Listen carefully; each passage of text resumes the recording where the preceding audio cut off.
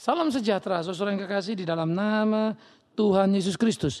Kita melanjutkan terus pemikiran kita tentang kerajaan dan bait Allah. Bagaimana kisah kita sudah membicarakan raja di utara dibuang, raja di selatan juga dibuang. Lalu kita melihat bagaimana pembangunan bait Allah dan pemaknaan. Sekarang kita akan melihat pula bagaimana bait Allah dirusak pada waktu raja-raja dikalahkan. Kita akan kembali membuka Alkitab kita dari 2 Raja-Raja 25. 2 Raja-Raja 25, 8 sampai 17. 2 Raja-Raja 25, 8 sampai 17 demikian firman Tuhan. Dalam bulan yang kelima pada tanggal 7 bulan itu, itulah tahun ke-19, zaman Raja Nebukadnezar, Raja Babel.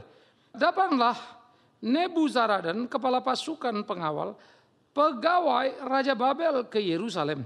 Ia membakar rumah Tuhan, rumah raja, dan semua rumah di Yerusalem. Semua rumah orang-orang besar dibakarnya dengan api. Tembok sekeliling kota Yerusalem dirobohkan oleh semua tentara Kasdim yang ada bersama-sama dengan kepala pasukan pengawal itu. Sisa-sisa rakyat yang masih tinggal di kota itu dan para pembelot yang menyeberang ke pihak Raja Babel dan sisa-sisa khalayak ramai diangkut ke dalam pembuangan oleh Nebuzaradan, kepala pasukan pengawal itu. Hanya beberapa orang miskin dari negeri itu ditinggalkan oleh kepala pasukan pengawal itu untuk menjadi tukang-tukang kebun anggur dan peladang-peladang. Juga tiang-tiang tembaga yang ada di rumah Tuhan dan kereta penopang dan laut tembaga yang ada di rumah Tuhan dipecahkan oleh orang Kasdim dan tembaganya diangkut mereka ke Babel. Kuali-kuali, penyodok-penyodok, pisau-pisau dan cawan-cawan dan segala perkakas tembaga yang dipakai untuk menyelenggarakan kebaktian diambil mereka. Juga perbaraan-perbaraan dan bokor-bokor penyiraman, baik segala yang dari emas maupun segala yang dari perak diambil oleh kepala pasukan pengawal itu. Adapun kedua tiang laut yang satu itu, kereta penopang yang dibuat oleh Salomo untuk rumah Tuhan, tiada tertimbang tembaga segala perkakas ini, 18 hasta tingginya. Tiang yang satu dan di atasnya ada ganja dari tembaga. Tinggi ganja itu 3 hasta dan jala-jala dan buah-buah delima ada di atas ganja itu sekeliling. Semuanya itu tembaga dan seperti itu juga tiang yang kedua disertai jala-jala. Saudaraku yang kekasih, bait Allah sudah dibangun 46 tahun perjuangan untuk membangunnya. Bait Allah dibangun zaman Salomo, dipakai dalam tiap generasi. Namun pada akhirnya kerajaan yang dimurkai Tuhan dalam zaman Salomo sehingga disobek menjadi utara dan selatan. Utara sudah terbuang dulu dan hancur oleh Asyur. Kini giliran selatan hancur oleh Babel. Yang menjadi menarik kita pikirkan adalah ternyata bait Allah mengalami penjarahan yang sangat mengerikan. Dihancurkan sana sini. Memang menjadi sebuah pertanyaan yang sangat serius bagi kita. Mungkinkah bait Allah dijarah? Di mana Allah? Apakah dia tidak menjaganya? Bukankah Allah itu adalah Allah yang maha kuasa? Oke lah kalau orang-orang Israel salah, orang-orang Yehuda salah, ya kan mereka yang salah, bukan bait Allah. Mari pikirkan baik-baik. Bait Allah yang dalam terjemahan orang Israel, dalam terminologi orang Israel di waktu lampau, yang ada di kerajaan Yehuda, di Yerusalem, adalah bait Allah yang sangat penting. Sangat sakral. Yang menjadi simbol agama, sekaligus simbol kehadiran Allah di antara umat. Tetapi sekarang bait Allah itu dicabik-cabik dan hancur. Bukankah ini sebuah kengerian saudaraku? Bukankah ini sebuah aib yang memalukan? Bukankah ini sesuatu yang menakutkan? Mengapa bisa begitu? Nah oleh karena itu kita mesti mengerti. Bait Allah adalah tembok dengan segala perabotannya. Tembaga dan lain. Tetap saja dia bangunan. Bedakan Allah dan bangunan. Itu sebab waktu Daud ingin membangun bait Allah, bukankah Allah sudah berkata bahwa dia adalah Allah yang melintasi ruang waktu, Allah yang menyertai. Dan dia juga seperti yang diungkapkan Paulus kepada orang-orang di Athena, waktu Paulus ada di Areopagus berbicara. Dia berkata kepada orang Yunani, Allah tidak memerlukan tempat untuk tinggal. Karena dia adalah Allah yang besar, yang melintasi ruang dan waktu. Sehingga tidak ada satu ruang yang bisa menampung dia. Tidak ada satu ruang yang bisa mengurung dia. Dia melebihi semuanya. Nah jadi saudaraku yang kekasih, menjadi menarik kalau kita pikirkan bersama-sama. Betapa Tuhan mau memakai segala sesuatu di dalam kehidupan kita. Betapa kita memerlukan tempat beribadah yaitu rumah Tuhan kepada Tuhan untuk beribadah. Tetapi rumah Tuhan bukan Tuhan. Rumah Tuhan bukan kehadiran Tuhan. Itu dua hal yang berbeda. Kita bisa ke rumah Tuhan dengan hati yang bermacam-macam, dengan motif yang bermacam-macam. Orang bisa berjualan di rumah Tuhan. Dan Yesus pernah berbicara, rumah Bapakku telah kalian jadikan sarang penyamun. Orang juga bisa datang ke rumah Tuhan dengan 1001 motivasi. Melayani Tuhan untuk keuntungan diri. Itu bisa terjadi seperti apa yang dikatakan Paulus. Banyak orang memberitakan Injil dengan motif yang salah. Mereka mencari keuntungan untuk diri. Saudara-saudaraku yang kekasih, ini adalah fakta-fakta yang tidak terbantah di dalam kehidupan kita.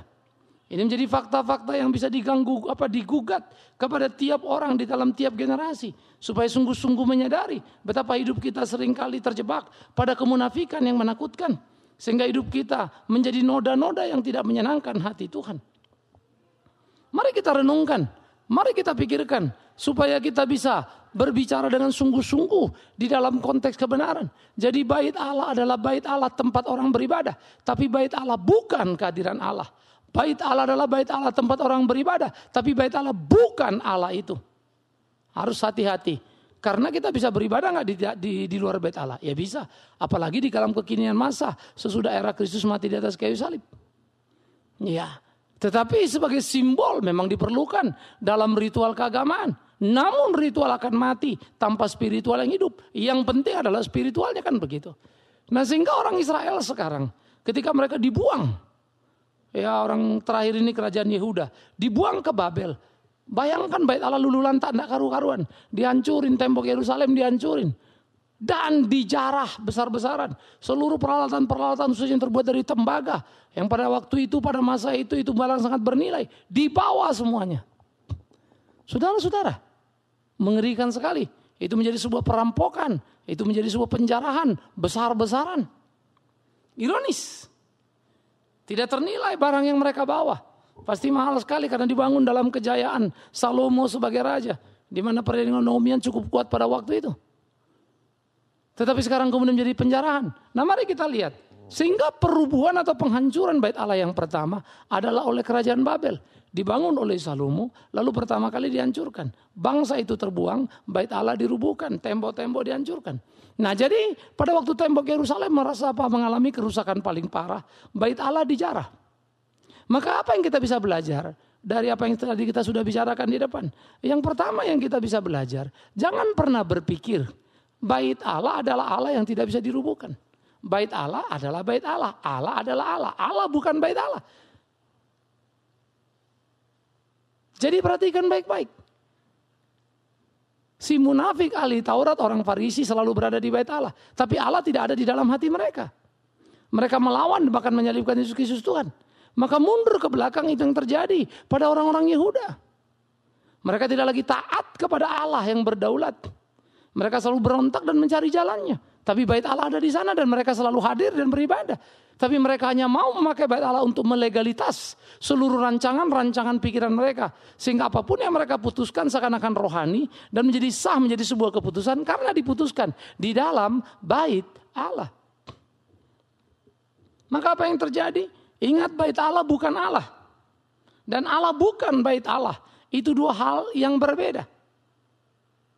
Maka seringkali terjadi penyelewengan terhadap penggunaan bait Allah. Karena memang kehadiran Allah distempelkan di sana. Dimanipulasi di sana. Nah ini menjadi kejahatan agama. Sama pada waktu itu. Nah oleh karena itu kengerian-kengerian yang terjadi ini menjadi sesuatu yang sangat menakutkan saudaraku. Bait Allah bukan Allah maka bait Allah bisa dirubuhkan. Bait Allah bukan Allah maka bait Allah bisa dijarah. Enggak ada urusan di situ. Sehingga kita mesti memaknai itu yang pertama. Yang kedua, tentu menjadi penting juga.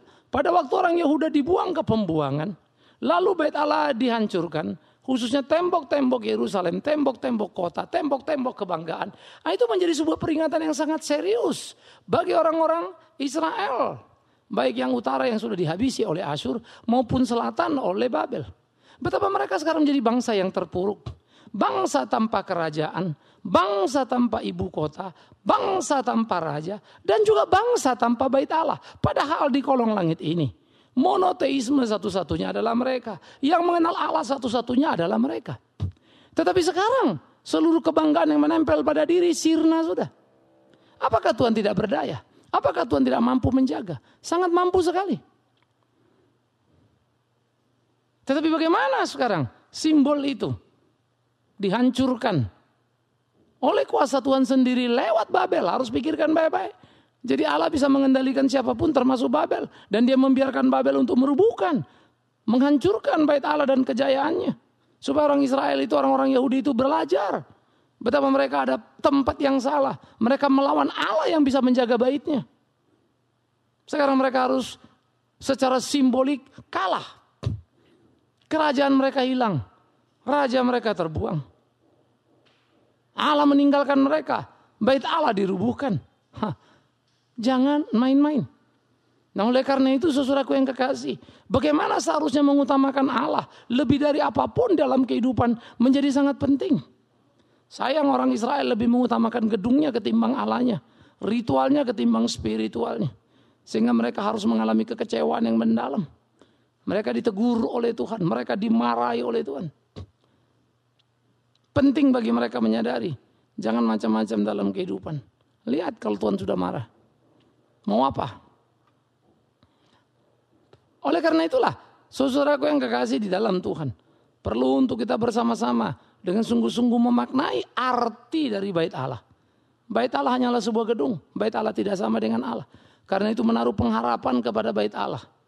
Cerita-cerita tentang bait Allah menjadi cerita mistis karena memistiskan, mengkultuskan gedung. Bukan lagi sang pemilik bait yang sejati, yaitu Allah yang hidup itu. Sehingga kehancuran bangsa Israel, kerajaan Allah kan tidak hancur. Kejatuhan bangsa Israel kan bukan berarti Allah jatuh. Dirusak dijarahnya bait Allah bukan berarti kerajaan Allah dijarahkan. Itu dua hal yang berbeda sekali. Allah tetap Allah. Tapi dia biarkan tangan-tangan kafir itu memainkan tangannya. Dia biarkan tangan-tangan kafir itu justru menjadi tangan Allah untuk menghukum orang-orang Israel. Orang-orang Yahudi ini. Orang Yehuda ini.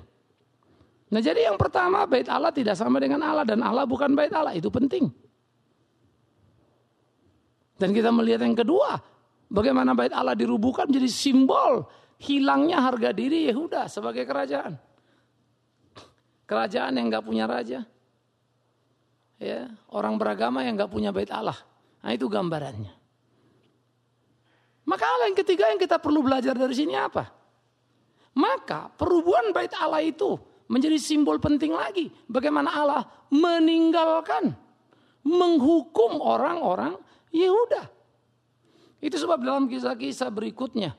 Nubuatan tentang mereka di pembuangan adalah baik Yeremia, baik Yesaya banyak berbicara. Raja Shalom yang akan datang menyelamatkan mereka. Ya, penasehat agung kata Yesaya. Semua itu mengacu kepada Yesus Kristus Tuhan. Itulah juru selamat yang sejati. Jadi bukan militer.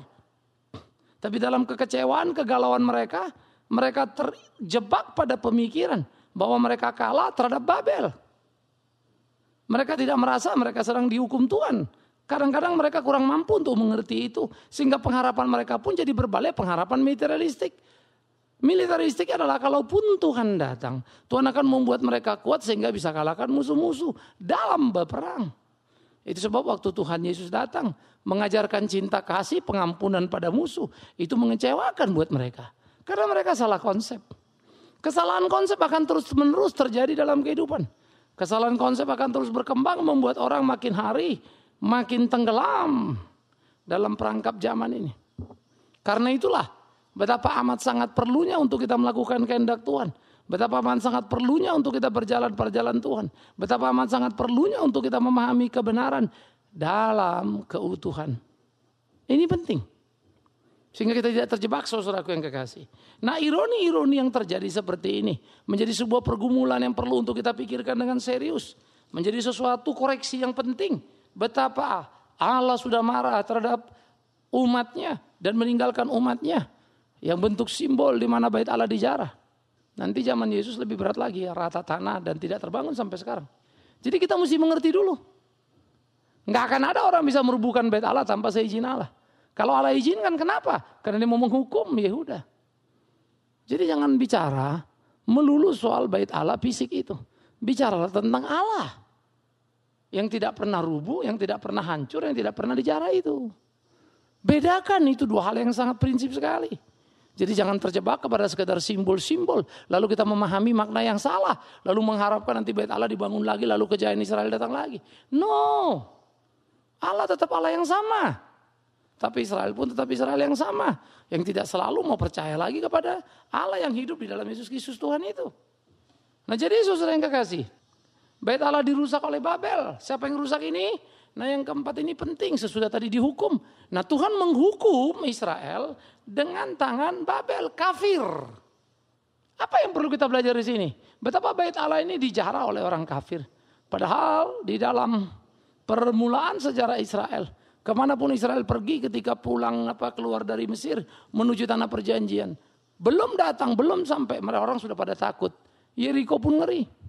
Bahkan banyak kerajaan-kerajaan yang datang dan berdamai supaya tidak diganggu oleh Israel dan mereka sedia untuk memberikan upeti. Ketakutan-ketakutan mewarnai tiap orang untuk mendengar nama Israel gemetar. Tapi sekarang apa yang terjadi? Tidak ada yang gemetar dengar Israel. Padahal Israel pada waktu itu belum punya bait Allah. Karena belum dibangun. Belum punya kerajaan karena masih dalam perjalanan. Mereka perang-perang dipimpin para hakim-hakim, belum ada raja. Tapi hidup mereka indah karena ketaatan masih menyelimuti hari-hari mereka. Sayang dari hari ke hari terus berjalan dalam perguliran waktu. Mereka makin sering mengandalkan diri, lupa Tuhan. Sehingga sampai ketika bait Allah dibangun, mereka hanya terjebak pada kebanggaan-kebanggaan kosong. Ironis. Maka waktu bait Allah diruntuhkan oleh kafir, maka tahulah kita bagaimana tangan Tuhan mengizinkan semuanya. Supaya orang Yahudi belajar. Tetapi pertanyaannya menjadi menarik. Apakah kita di zaman ini, kita yang sekarang ini belajar? Sehingga hidup kita betul-betul menjadi hidup yang selalu menomorsatukan Tuhan. Lebih dari diri kita sendiri. Sehingga kita hati-hati supaya jangan sampai kita menjadi bait Allah. Yang dihukum Tuhan, artinya dibiarkan untuk dirusak, dijarah oleh dunia yang kejam ini. Tetapi sebaliknya juga jangan bersembunyi. Lalu kita hanya menjadi gereja atau bait Allah yang menjual merpati ini dan itu, berdagang di situ untuk keuntungan diri. Perlu dipikirkan serius. Haruskah murka Tuhan terulang kembali? Haruskah cambuk Tuhan dicambukkan kembali? Haruskah murka Tuhan dinyatakan lagi supaya kita ini bisa kembali dan berjalan pada jalannya? Mengapa harus demikian? Mengapa kita tidak belajar untuk mensyukuri tiap karya yang Allah kerjakan dan hidup di dalam takut akan Dia? Saudara-saudara yang kekasih di dalam Tuhan Yesus Kristus, camkan dan pikirkan, jangan terjebak kepada fisik, itulah hidup kita. Saudara jangan terjebak pada fisik gereja. Fisik gereja sekarang pun akhirnya menjadi satu fisik yang dikumandangkan, fisik yang dibanggakan, dan gereja adalah fisik itu. Besarnya gedung, banyaknya orang, itu menjadi ukuran-ukuran. Tetapi kualitas orang kita abaikan. Pola hidup atau perilaku orang kita abaikan. Asal sudah ke gereja, asal sudah beribadah, baiklah semuanya. Padahal belum tentu. Apakah Tuhan tidak juga murka pada kita? Sehingga Dia akan membiarkan kita diobrak-abrik, digoncang-gancing, dan karu-karuan. Tetapi jangan juga berpikirlah, kalau saya nggak diobrak-abrik berarti saya mulus dong Pak. Bisa jadi Tuhan biarkan kau lebih parah lagi. Dibiarkan engkau dalam kebebalanmu itu. Ya, sehingga itu bisa jadi parah. Kalau Tuhan masih mau menghukum kita, kalau Tuhan masih mau mencambuk kita, itu tanda Dia mengasihi kita. Kalau sampai Tuhan membiarkan kita, tidak mau mengurus kita, sepertinya hidup kita tanpa masalah, everything okay. Siap-siaplah untuk menunggu ledakan yang menghancurkan hidupmu. Jadi, sungguh-sungguhlah di hadapan Tuhan. Mahamilah Tuhan, kenalilah Tuhan. Sehingga kalau kita pergi ke rumah Tuhan, kita mengerti betul. Menyikapi rumah Tuhan pun kita jelas betul. Kita tidak boleh menjadi membuat itu jadi sakral. Membuat itu menjadi semacam magis begitu. Sehingga membuat akhirnya gedung gereja itu lebih memberikan ketenangan daripada Tuhan sendiri.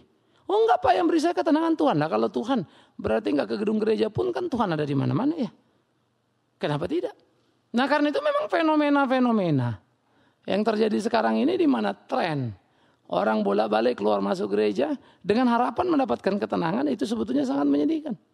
Mestinya kita ke gereja karena Tuhan sudah menyelamatkan, menebus kita dari segala dosa-dosa kita. Sehingga kita bersyukur padanya, karena itu kita ada di dalam rumahnya. Kan begitu saudaraku. Jadi penjarahan yang terjadi pada bait Allah, penjarahan pertama oleh Babel, menjadi sebuah warning yang sangat penting bagi kita.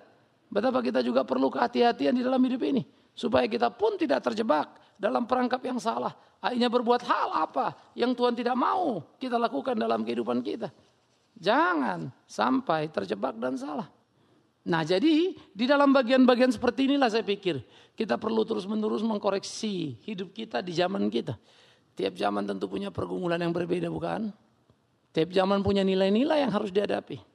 Tapi disitulah kita belajar untuk melakukan apa yang menjadi kehendak Tuhan kita.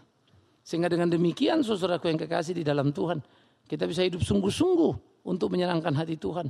Kita bisa hidup sungguh-sungguh melakukan kehendak Tuhan. Sehingga sungguh-sungguh pula di dalam Dia, Tuhan sungguh dipermuliakan, ditinggikan dan diagungkan. Dan kita boleh betul-betul dalam kenikmatan hidup bersama dengan Dia, dibentuk oleh Dia. Sehingga rumah Tuhan menjadi tempat persekutuan. Bukan karena gedungnya, tapi hati yang terikat dengan Tuhan yang hidup itu. Tak jadi penting berapa besarnya gedung gereja, tapi menjadi penting murninya gereja, bersihnya gereja, sehingga hati kita penuh dengan damai dan sukacita. Tak menjadi terlalu penting bagaimana tiap ayunan langkah kita dalam kita mengiring Dia, tetapi menjadi sangat penting apakah tiap langkah kita langkah damai sejahtera untuk kemuliaan namanya. Saya kira tiap kita perlu bertanya dan menggugat diri kita. Semoga kita mendapatkan jawabannya. Jadi kalau pergi ke bait Allah, jangan jadikan kultus-kultus atau mistis-mistis. Karena itu sangat menakutkan. Akhirnya, mari kita belajar. Bait Allah rubuh, Tuhan biarkan.